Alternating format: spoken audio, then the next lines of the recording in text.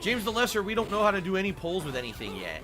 Like, I'm looking to do polls with Nightbot and stuff, and I think it would still work here on YouTube, like we were trying to get it to work on Twitch. Here we go. Hello, and welcome to James the Lesser Express Lane, where we get you in and out as fast as possible with DSP, Slanders.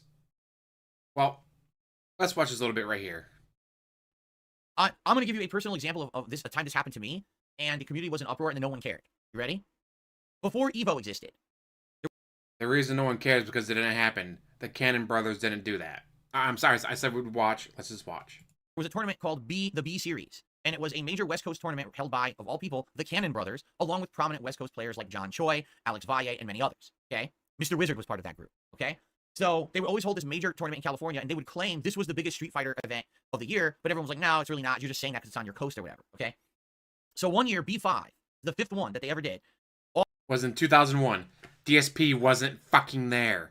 all East Coast players decided to fly out to this tournament. I went with fellow people from Connecticut to play Marvel vs. Capcom 1, and this was actually the first year ever. Justin Wong had just become a prominent player in the fighting game community, basically the best player on the East Coast in Marvel vs. Capcom 2, and basically people teamed up to fly him out so that he could play in this tournament to see if he could win, because he would be facing the best on the West Coast. So it's basically East versus West. That was the whole idea of the tournament at B5, okay? So we all go, we pay our entry fees, we play in the tournament, a lot of corruption, a lot of messed up things happened at this tournament. I've talked about it over the years, I don't need to mention it all. I'm going to mention one thing that has nothing to do with me, but this But you weren't there. is what is pertinent to our story today about Helldivers.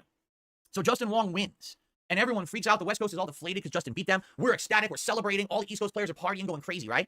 Justin goes to get his payout for first place, and they hand him money, and he walks and he goes to count it. Now, he basically, for him, back then, this was before he was any part of a gaming team or anything like that, and a guy that used to look out for a lot of East Coast players, his name is Henry Sen. Shout out to Henry if you're still out there. You're always a great guy in the East Coast community. He was always looking out for players in their best interests. So Henry Sen's sitting there with just as a teenager, right? He's not even an adult yet. And Henry's counting his money, and he goes, there's something wrong here. This is way less than what you should have won. Here's the amount of people who entered the tournament. Here's the entry fee. Here's the percent that they said first place would win. This is like 20 to 30% less than what was promised. Okay?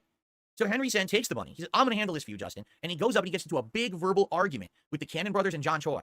All right? And he's yelling at them. He's like, you're cheating a kid. This kid came out here. He beat your best players, and you're literally ripping this kid off. And one of the Cannon brothers, I don't know which one it was, got into a big argument with Henry Sen saying, it's on the website. It's on the website. Go to the B5 website. It says right on there that we're keeping a cut of the proceeds of the tournament as organizers' fees to pay for the venue.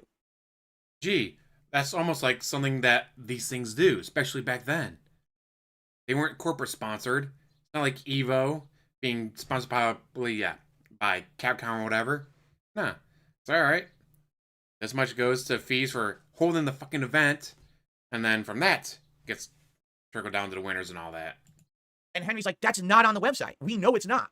But they insisted it was. Okay? So here's what happens. Basically, Justin goes home with less money. And there's nothing that can be done about it at all. Okay? And overnight, the Cannons go on their website, the B5 website, and they add a line of dialogue that was not there before. Okay? And it says, this tournament will keep like 30% of proceeds to run it. It wasn't there before. So Proof. DSP, show us proof that it wasn't there before. We all know he doesn't read shit. He doesn't read tutorials of games he's playing for the first time. Mr. How do I use rations? You still haven't told me. they literally ripped everybody off. Now, at first, people didn't realize, and said, I guess, oh, you benefit of the doubt, it's there now, so it must have been there all along. No, people use things like, of course, I don't know if it was called Wayback Machine, but they actually proved that the Cannons overnight, at the end of the tournament, when it ended, went and added that line to protect themselves, and basically were completely dishonest about Again, if this is on the Wayback Machine, show us proof. it. All right? This is literally what Sony has just done. They added a line, they changed the line to say, oh no, look, see, it's there, the requirement's there, so you can't complain. What are you talking about? It wasn't there. You changed it to change the narrative to make you look innocent. Okay? Now, do you think that's messed up? Because here's what happened with B5. Nothing. It was announced that the Cannon brothers would then be running Evo next year. The national tournament, they called it. They ran it. Everyone went. And they had an Evo series that was very popular for many years, and now they sold Evo to Sony, and it continues. So literally, despite the fact that there's proven corruption, scamming, cheating of money, Cannon stayed in power and were able to keep running Evo, and no one basically had the power to stop them, and they just kept going. So I will predict that despite the fact that Sony is being called out and exposed for being completely dishonest, ultimately no one will be able to do anything about it, and Helldivers 2 may or may not continue to be successful, but Sony will go on their merry way, and nothing will ever happen. Now, you're probably wondering, wait, why is he talking about Helldivers at the end? This is all because Helldivers 2, even if you're on PC, it now has to connect to PSN.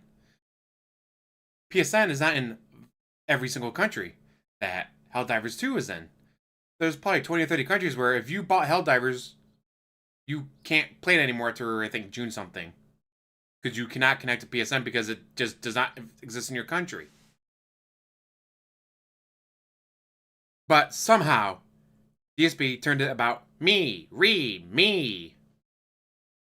At a tournament he wasn't even at. According to Jaha, anyways. Jaha was there. So you'd think he'd remember DSP being there. Just saying. With that, though, I'm going to let you guys go. Thank you for watching. As always, like, subscribe, comment down below, and have one hell of a day.